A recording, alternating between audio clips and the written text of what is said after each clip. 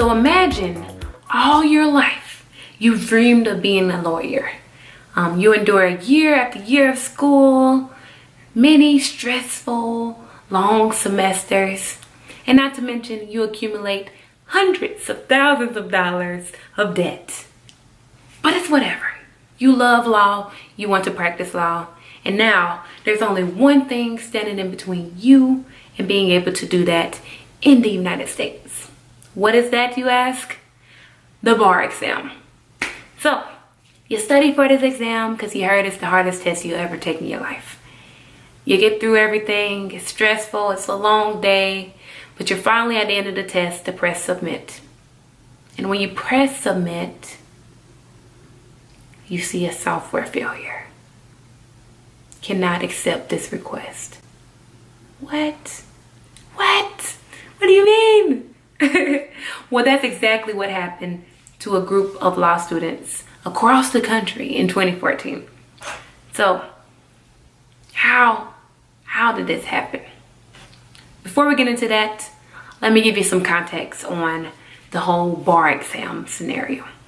So, apparently from what I've learned, law students are given a choice between either taking the bar exam on pen and paper or purchasing software that they can take the test on the computer with.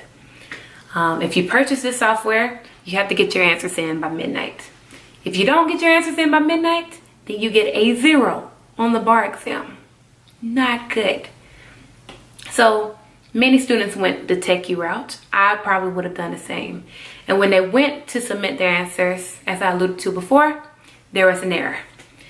A lot of them called and overwhelmed the companies that manufactured the software's hotlines, but unfortunately there were no resolutions to their situation. And unfortunately, many of them had to sue.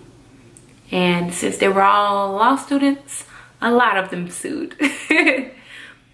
So, what happened? According to Ken Knotts, the marketing vice president of this company, this was not due to a large volume of tests being submitted at a time. In fact, he said it was due to many recent upgrades right before these students took their tests. So unfortunately, as the company was trying to make the software better, they actually made it impossible to submit the test for these law students.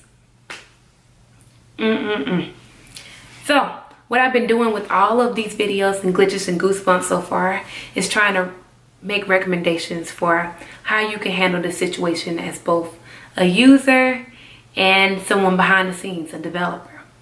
So as a user, unfortunately, I don't have much advice. I don't know what you could have done in this situation.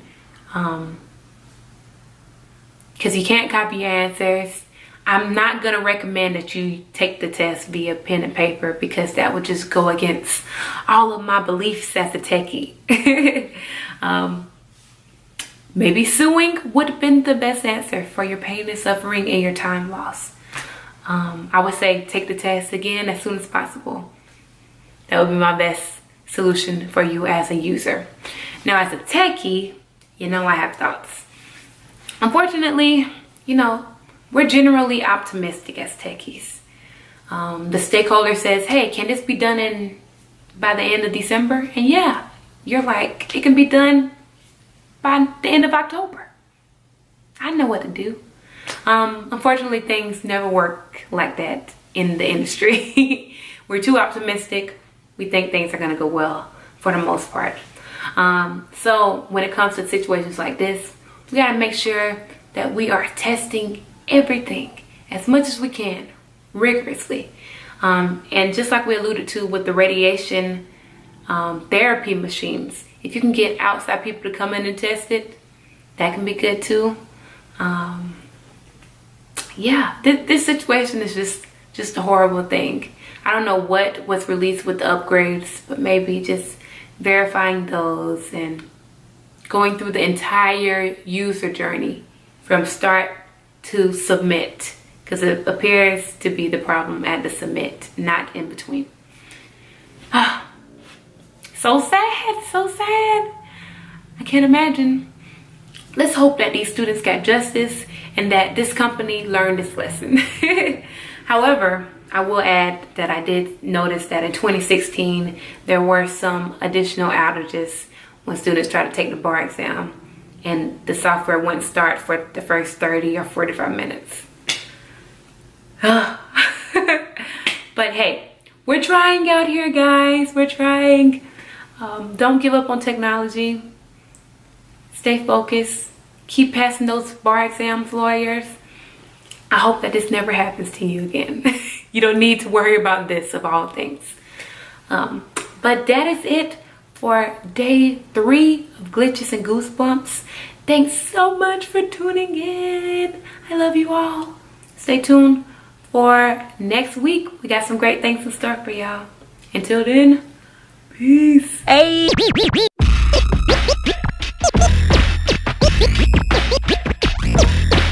Let go, let go, let go, let go, let go, let go.